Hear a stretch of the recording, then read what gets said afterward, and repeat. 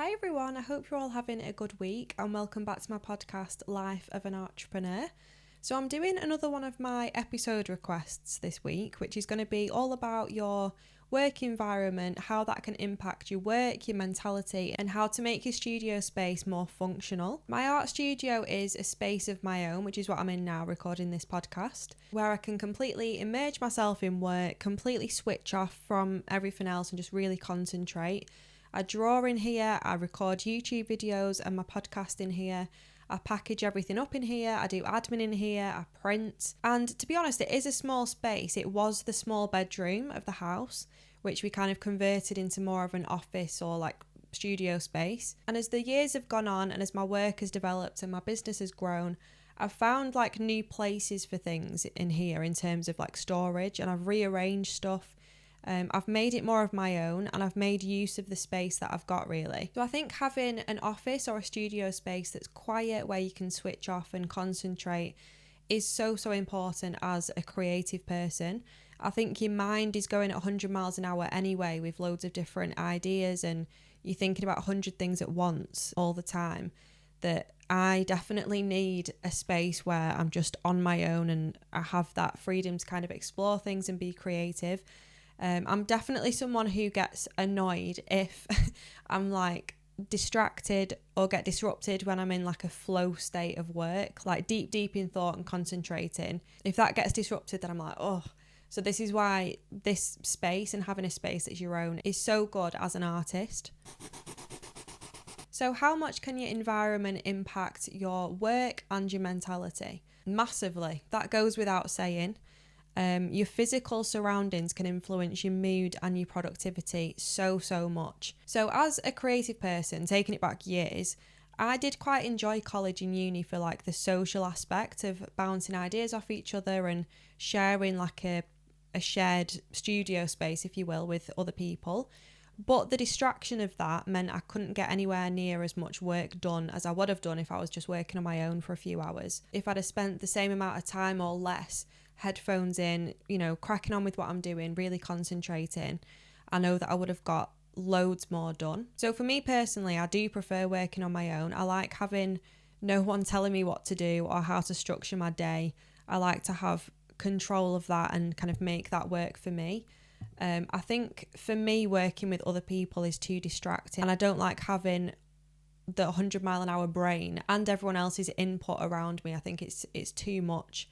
I guess that just depends on what kind of person you are, though, because I know a lot of people that are creatives like working in groups and, like that whole bouncing ideas off each other aspect. But yeah, I mean, I don't hate it. I don't mind it, but I just prefer...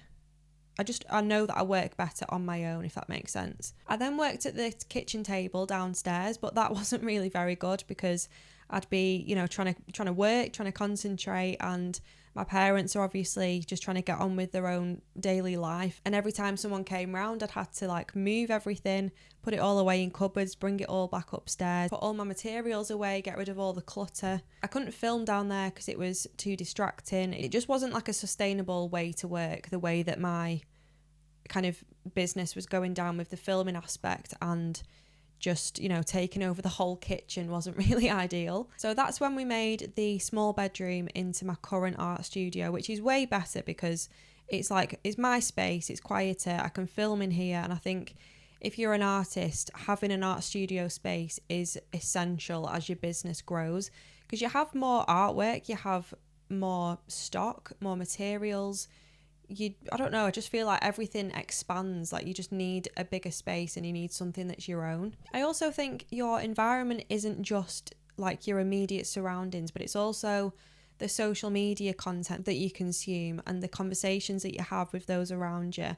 All of that has an effect on your mentality and your kind of outlook on things, your productivity, your attitude towards things, like your drive, your ambition, like literally everything. If you're someone who struggles to focus or gets easily distracted, you want to remove all the noise, if you will.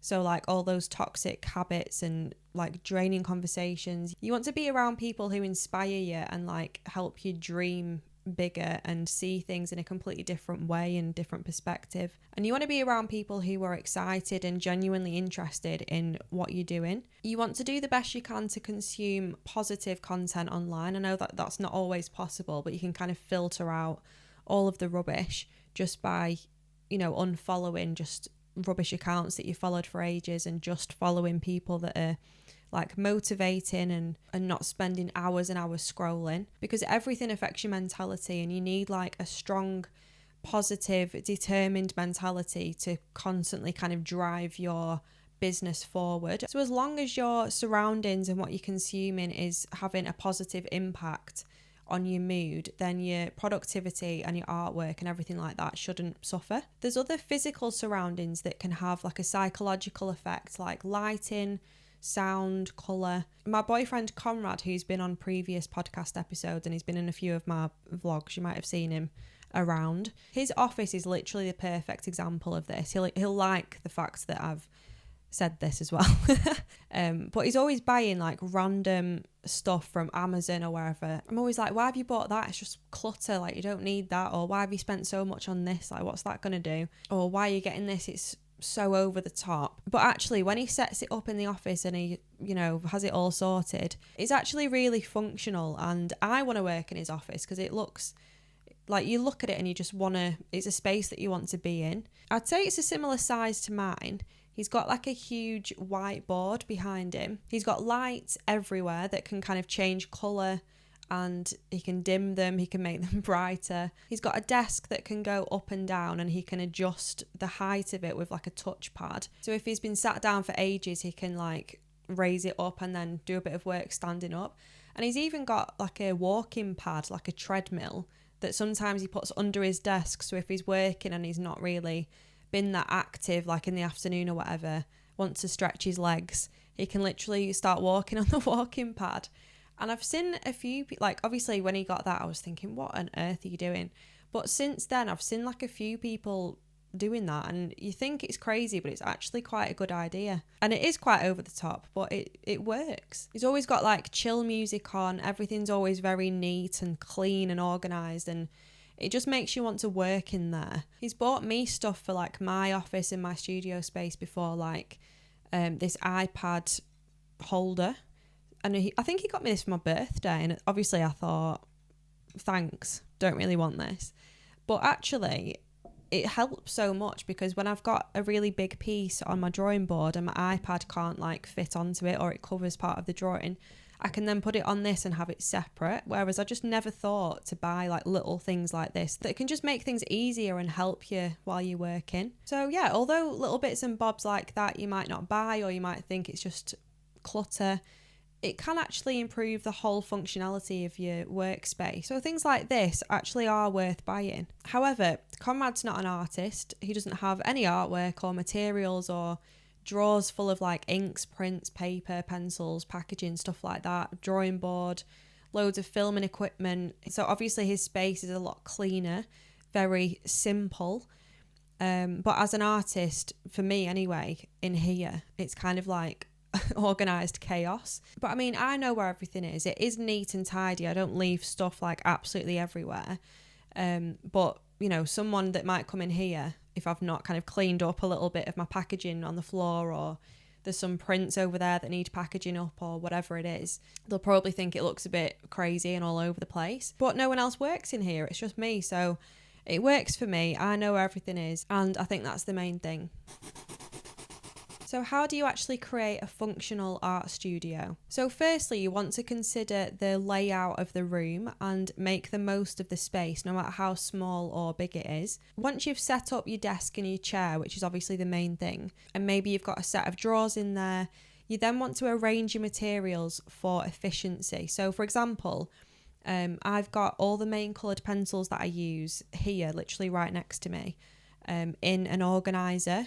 And they're all kind of organised into separate colours as well. So they're easy for me to access and kind of grab when I'm drawing. I have my weekly planner next to me as well at all times. So I know exactly what I'm doing in the day. I can note things down, and I've always just got that there to refer to. I actually have a corner desk, so I feel like I'm nicely tucked away in here when I'm working. So my drawers are actually to the left of me, and my top drawer has just more pencils. It's literally full of pencils in there, like spares and just ones that I don't use as much. And then the bottom two drawers I use less frequently. They've got like paperwork in there and just other bits and bobs of materials. And then I have more storage under my desk to the left, which is open. They're like open little cubby holes, if you will, which I've got my boxes for commissions, and I've got more paperwork, I've got envelopes, and then loose stuff at the top that I can access easily. So that's just more for storage, really. I've got two sets of drawers behind me, if you can see on YouTube here.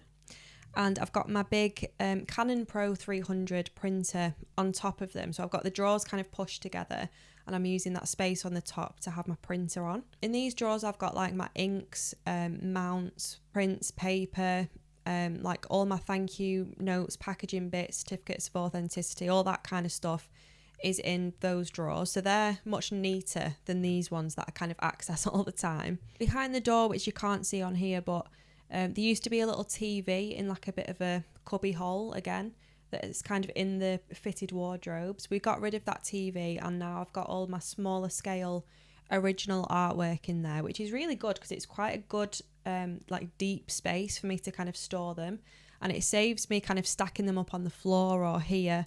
It's just a good kind of out of the way space for them over there that keeps them protected. I have got some space in the actual wardrobes and some of the cupboards as well. I think I've worked in this room now for maybe 4 or 5 years. I think maybe 4 years. I don't know, to be honest. It goes that quick. It's quite scary. The older you get, the faster the years go, which is very scary. But in that time, everything in here has been rearranged multiple times. I think the more you kind of realise what you're going for all the time, what you need easy access to, I think you kind of rearrange and move things depending on that as your business kind of develops. But yeah, remove the clutter, keep things tidy, because that definitely does have an impact on workflow. But yeah, have things easily accessible and where you want them that suits you. One huge thing to consider is the lighting, especially if you're an artist. If you have a big window and a bright room, that helps because you want as much natural lighting coming in as possible, especially for filming. I used to use the main light in this room, especially like in the evenings and at night, but it was quite a warm light bulb, so it would make my drawings look yellow and tinted, even if I wasn't filming, just by, working from a reference photo on my iPad screen and then transferring that into the colours that I need on the actual paper. They weren't quite right because of the lighting. And obviously if I was filming on the video, it'd look really yellow tinted and the paper would look off white. It just wouldn't look as professional. So that's why I got my photography softbox tripod light, which is like a bright white. And it's amazing. I literally point it up at the ceiling and the light kind of bounces off the walls. It makes everything in this room bright, but obviously it's artificial, but it still looks quite natural. It's actually pointing in my face right now, hence why I look so bright. But yeah, it is really bright. I'd never directly point it onto my drawing because I think it's too bright. That's why I kind of point it up at the ceiling or have the lighting kind of bouncing off the wall. So yeah, consider natural and artificial light, and even just a little lamp or like ambience lighting to make it more cozy if you're having an evening of editing or doing admin or whatever. I think it's important to have like a personal touch in your art studio, so making the space yours definitely helps. Some people have like plants everywhere or shelves with books on or like little things everywhere. I literally have this pampas grass in a vase and that's it. I have like my artwork on my wardrobes, I have my artwork on the wall, so I'm surrounded by my work. I've got this little bit of pampas grass for decoration, and that's literally it. That's enough for me. I also don't really want plants in case like they fall over and smash or like anything kind of gets on my artwork. I just want everything to be clean in here, like things pushed out of the way and my artwork on the walls or in bubble wrap protected, and that's it. I do quite like the kind of artificial plants that are, meant to be on a shelf quite high up and then they kind of hang down. I think they look quite cool, but I don't have any shelves in here actually, so I just make do with this on my desk. I think the main thing though is that you want to have a really comfortable office chair and a desk that's, comfortable to work at, because you'll be using them a lot. So try some out if you can, and do your research before getting anything, or look at that kind of adjustable desk that Conrad has where you can choose the height. I think they're becoming a lot more popular now. So what are my plans for my future art studio space? So my future art studio space in my head, I think the first thing I'll be getting when I move out of my parents' house and this art studio is one of them adjustable desks where you can choose the height. I just think it'll help posture, just staying a bit more active, like stretching, because sometimes when you've been working for ages, I literally feel like I'm unrolling my back and every single bone in my back is cracking. So anything like that can help is going to obviously help in the long run as well, so I'm not going to end up like the hunchback of Notre Dame. I'll also probably upgrade like my drawing board because it's so old. I've had this for years and it's kind of going a bit creaky now. I just want like a fresh, clean one. Mine's wooden, but they do some glass ones that are kind of a drawing board / a desk, which I think would be more comfortable to work at. I'd obviously love a bigger space. I'd love a more cozy area as well where I can like film podcast episodes and, you know, bits for YouTube. And obviously the space would need to have bright natural lighting, and yeah, a bit bigger would be nice. I think just having a space that is mine where I can actually film like when I want without distractions of noise, and I don't have to kind of revolve my day around when people are in, when people are out, and hoovering and when the house phone's ringing would be better. And I think, you know, having fast internet is essential with what I'm doing, and currently it is slowing me down so much, and it's frustrating because I feel like I'm working quicker than the internet. So tutorials that I do for Patreon, I have people asking like, when's the next one out, and I've done it and I've edited it, but it takes like 2-3 days to actually upload.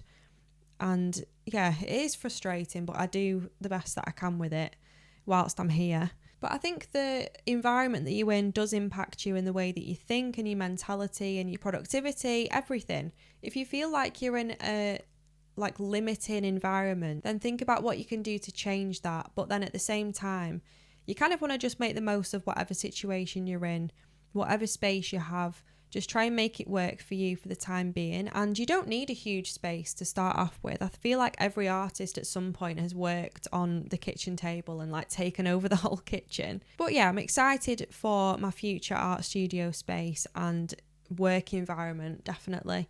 So I hope you've enjoyed listening to this episode. I'd love to hear what your studio space is like, and if you've been listening on YouTube, then please give it a thumbs up and subscribe to my channel to see more art-related content on future episodes.